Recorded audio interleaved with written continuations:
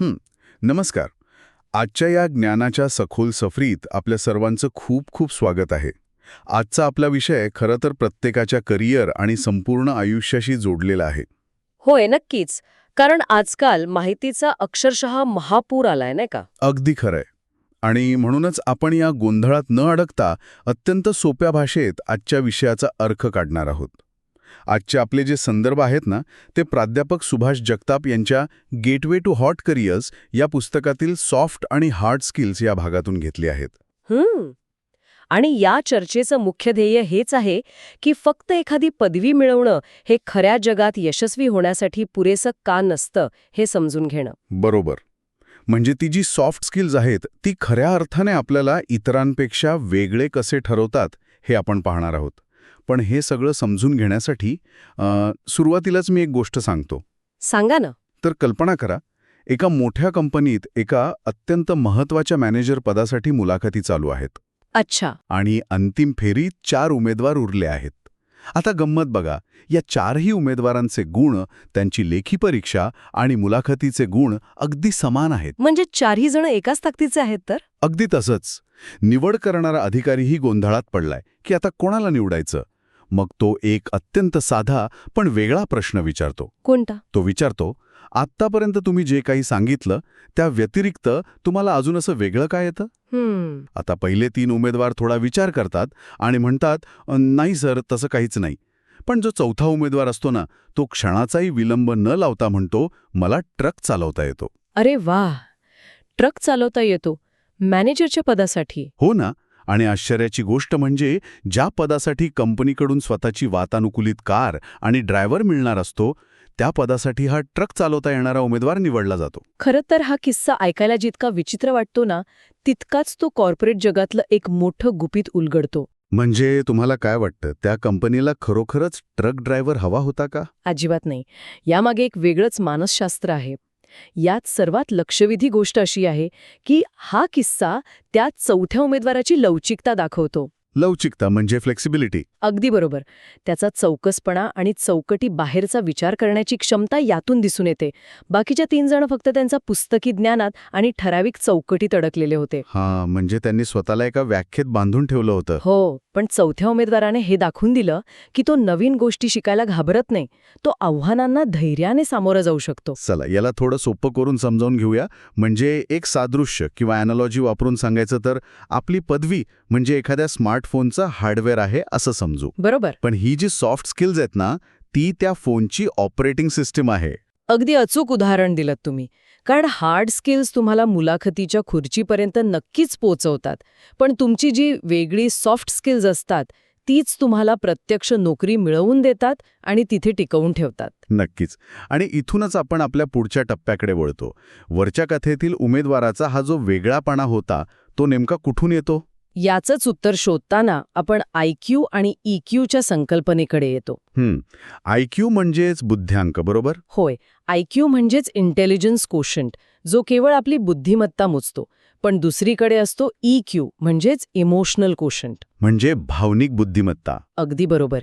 EQ आपल्याला स्वतःच्या भावना ओळखायला, त्यांच्यावर नियंत्रण ठेवायला आणि इतरांशी संवेदनशीलतेने वागायला शिकवतो. पण मग इथे एक प्रश्न निर्माण होतो. आपण नेहमी IQला इतकं महत्त्व देतो. शाळेतल्या मार्कांपासून ते प्रवेश परीक्षांपर्यंत सगळीकडे IQच बघितला जातो. खरंय. तर EQ हे त्या गाडीचं स्टीअरिंग व्हील आहे का? हे खूपच छान समजावलं तुम्ही. होय, तसंच आहे. आणि इथंच हा विषय खरोखरच खूप रंजक बनतो. कारण मला अनेकदा असा प्रश्न पडतो की ही EQ किंवा भावनिक बुद्धिमत्ता ही फक्त आजकालची एक बझवर्ड किंवा फॅशन तर नाहीये ना? नाही, अजिबात नाही. आणि जर ती खरोखर महत्त्वाची असेल तर ती प्रत्यक्षात मोजायची कशी? IQसाठी तर परीक्षा असते, पण EQचं काय? जर आपण याला व्यापक दृष्टिकोनातून पाहिलं तर EQ ही कोणतीही फॅड नाहीये. तो मोजण्यासाठी कोणतीही लेखी परीक्षा नसते, तर तो व्यक्तीच्या वागणुकीतून मोजला जातो. वागणुकीतून? म्हणजे संकटाच्या वेळी व्यक्ती कशी वागते त्यावरून? अगदी तसंच. संदर्भात स्पष्टपणे दिलंय की उच्च शिक्षण आणि प्रचंड बुद्धिमत्ता असलेले लोकही EQ नसल्यास अनेकदा वैयक्तिक आणि व्यावसायिक आयुष्यात अपयशी ठरतात. अरे रे. वर मात करणं हे फक्त EQ मुळेच शक्य होतं. सर्व सॉफ्ट स्किल्सचा मूळ पाया हा EQच आहे तर. होय. आणि या भावना समजून घेण्याचं किंवा व्यक्त करण्याचं सर्वात मोठं आणि प्रभावी हत्यार कोणतं असेल तर तो म्हणजे संवाद, म्हणजे कम्युनिकेशन. नक्कीच, संवादाशिवाय EQचा वापर करताच येणार नाही. पण संदर्भात संवादाबद्दल एक गोष्ट वाचून मी खरंच थक्क झालो. तिथे म्हटलंय की प्रभावी संवादासाठी एक उत्तम श्रोता असणं गरजेचं आहे.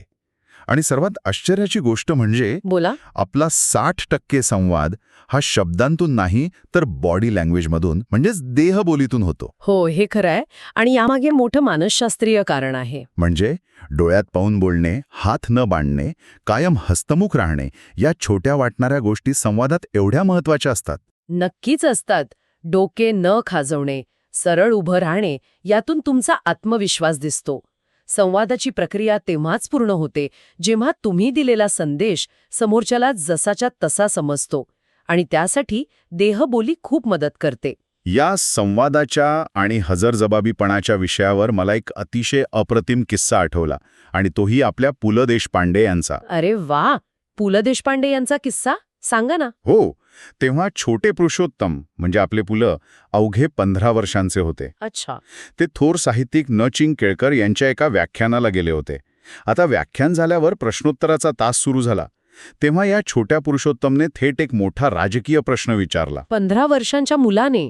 काय होता तो प्रश्न? त्यांनी विचारलं की फेडरेशन किंवा संघराज्य पद्धत स्वीकारण्याबद्दल तुमचं मत काय आहे? त्यावर वक्त्यांना त्यांना थोडं कमी लेखत उपहासाने उत्तर दिलं की लहान मुलांनी त्यांना समजतील असेच प्रश्न विचारावेत. बापरे, हा तर भरसभेत अपमान झाला. हो ना, कुणीही लहान मूल रडकुंडीला आलं असतं. पण आपले पु ल तत्परतेने आणि अगदी शांतपणे म्हणाले, मग पुण्याच्या मार्केटमध्ये सध्या अंजिराचा भाव काय चालू आहे? हा हा हा, क्या बात आहे. हा प्रेझेन्स ऑफ माइंडचा म्हणजे हजरजबाबीपणाचा अगदी उत्तम नमुना आहे. हो ना, आणि समोरच्याला न दुखावणारे प्रश्न विचारून कशी कोंडी फोडायची हे यातून शिकण्यासारखं आहे. पण इथे मला एक विरोधाभास मांडायचा आहे. कोणता विरोधाभास? आपण संवादाच्या नावाखाली नेहमी फक्त बोलण्यावर आणि हजरजबाबीपणावर लक्ष केंद्रित करतो का? म्हणजे समोरच्याला उत्तर देण्यासाठी आपण फक्त आपली वेळ येण्याची वाट पाहत असतो. आपण खरोखर ऐकण्याची सवय विसरत चाललो आहोत का? हां, खूपच महत्वाचा मुद्दा मांडलात तुम्ही. संवाद ही दुतर्फ प्रक्रिया आहे. जोपर्यंत तुम्ही उत्तम श्रोता बनत नाही तोपर्यंत प्रभावी संवाद होऊच शकत नाही. बरोबर. प्रश्न विचारण्याची वृत्ती आपल्या ज्ञानाला समृद्ध नक्कीच करते, पण समोरच्याच्या डोळ्यात बघून शांतपणे ऐकून घेणं हे सुद्धा एक कौशल्य आहे जे विकसित करावं लागतं. पण ही सगळी कौशल्य, संवाद, EQ, देहबोली ही वर्गात फळ्यावर शिकता येत नाहीत. अजिबात नाही. मग ती विकसित कशी करायची? जेव्हा मी संदर्भातील माहिती वाचत होतो तेव्हा तिथे काही अत्यंत वेगळे आणि अनपेक्षित मार्ग सांगितले होते.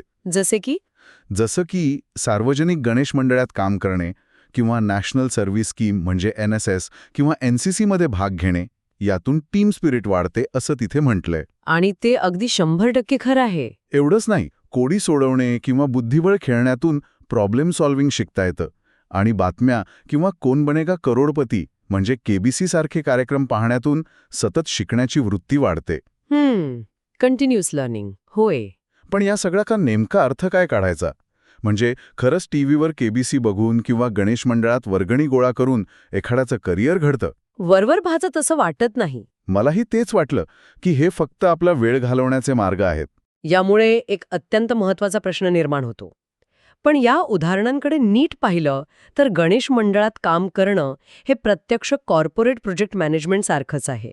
कसं काय? तिथे तुम्हाला ठराविक बजेटमध्ये काम करायचं असतं, वेगवेगळ्या स्वभावाच्या लोकांकडून काम करून घ्यायचं असतं, आणि तेही एक कोणतंही आर्थिक आमिष न दाखवता. हां, स्वयंसेवक असतात ते. बरोबर.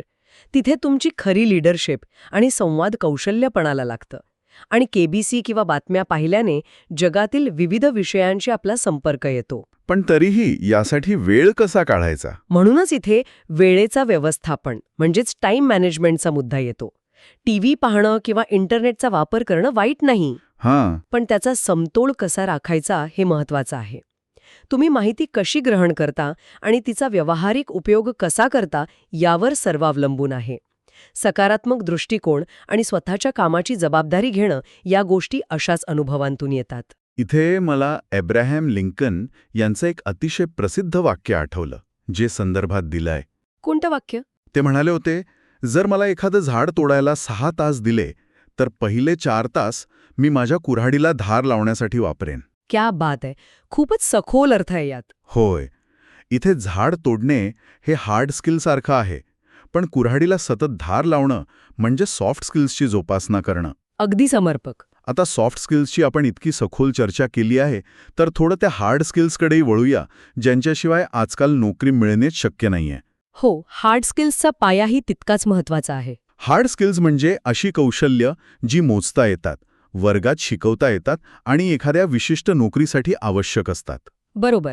जसं की प्रोग्रॅमिंग, फायनान्शियल मॉडेलिंग, सुतारकाम किंवा ग्राफिक डिझाईन. पण संदर्भातील कागदपत्रे वाचताना मला एक अत्यंत गमतीशीर विरोधाभास जाणवला. कोणता विरोधाभास? मूळ कागदपत्रात सुरुवातीला हार्ड स्किल्सची अत्यंत स्पष्ट आणि पारंपरिक व्याख्या दिली आहे, इंडीड आणि इन्व्हेस्टोपीडियाच्या हवाल्याने. पण त्या कागदपत्राच्या अगदी शेवटी चक्क सॉफ्ट स्किल्स अशा मोठ्या मथळ्याखाली जावास्क्रिप्ट, पायथन, डेव्हऑप्स, क्लाउड आणि सिक्युरिटी यांसारख्या गोष्टींची यादी दिली आहे. अरेच्छा, असं दिलंय? हो. आता मला सांगा, हा त्या कागदपत्रातील गोंधळ आहे की आजच्या जगात कोडिंग आणि टेक स्किल्स ही इतकी बेसिक झाली आहेत की लोक त्यांना दैनंदिन गरजेची सॉफ्ट स्किल समजू लागलेत? हां. तुम्ही खूपच बारकाईने वाचलं ते. खरं तर तांत्रिकदृष्ट्या पाहिलं तर प्रोग्रॅमिंग आणि क्लाउड कम्प्युटिंग ही हार्ड स्किल्सच आहेत. कारण ती मोजता येतात ना. अगदी बरोबर. ती मोजता येतात आणि वर्गात शिकवता येतात. परंतु हा जो गोंधळ झालाय ना, तो एका खूप मोठ्या बदलाकडे निर्देश करतो. कोणत्या बदल्याकडे? आजच्या जगात तांत्रिक साक्षरता म्हणजे टेक्नॉलॉजिकल लिटरसी ही पूर्वीच्या काळी लिहिता वाचता येण्याइतकीच मूलभूत गरज बनत चालली आहे. म्हणजे आधी फक्त विशेष लोकांनाच कॉम्प्युटर यायचा, आता तो सर्वांनाच यायला हवा. तसंच काहीसं. पण तरीही जरी तांत्रिक कौशल्य सर्वांना अवगत झाली तरी खरा फरक हा लोकांसोबतचा सहयोग म्हणजेच कोलॅबरेशन आणि नेतृत्वातूनच पडतो.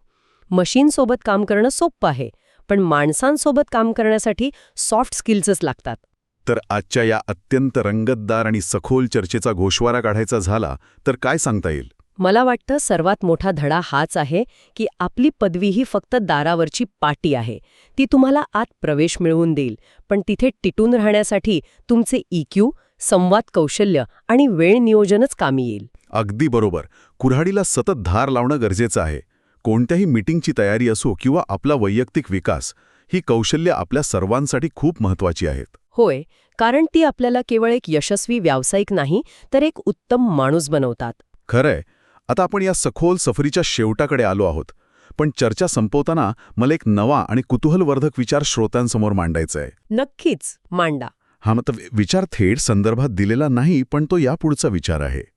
आज आपण पाहतोय की AI म्हणजेच आर्टिफिशियल इंटेलिजन्स वेगाने सगळीकडे पसरत आहे. होय, ते तर आहेच. कोडिंग, डेटा ॲनालिसिस आणि कॉपीरायटिंग यांसारखी हार्ड स्किल्स हे तंत्रज्ञान अत्यंत वेगाने आत्मसात करत आहे. बरोबर. मग मला असा प्रश्न पडतो की जर यंत्रे हार्ड स्किल्समध्ये माणसांना पूर्णपणे मागे टाकत असतील, तर भविष्यात सॉफ्ट स्किल्स जसे की सहानुभूती, नेतृत्व आणि आपली मानवी विनोदबुद्धी हीच माणसाची एकमेव सर्व्हायव्हल स्किल्स बनतील का? बापरे, हा खरोखरच खूप खोल आणि विचार करायला लावणारा प्रश्न आहे. हो ना. भविष्यात फक्त तीच कौशल्ये आपल्याला टिकवून ठेवतील का? या अत्यंत महत्त्वाच्या प्रश्नावर विचार करण्यासाठी मी आपल्या श्रोत्यांना उद्युक्त करतो. नक्कीच विचार करण्यासारखी गोष्ट आहे ही. चला तर मग, अत्यंत सकारात्मक आणि ऊर्जादायी वातावरणात आपण आजच्या या ज्ञानाच्या सखोल सफरीची इथेच सांगता करूया. पुन्हा भेटूया अशाच एका नव्या विषयासह.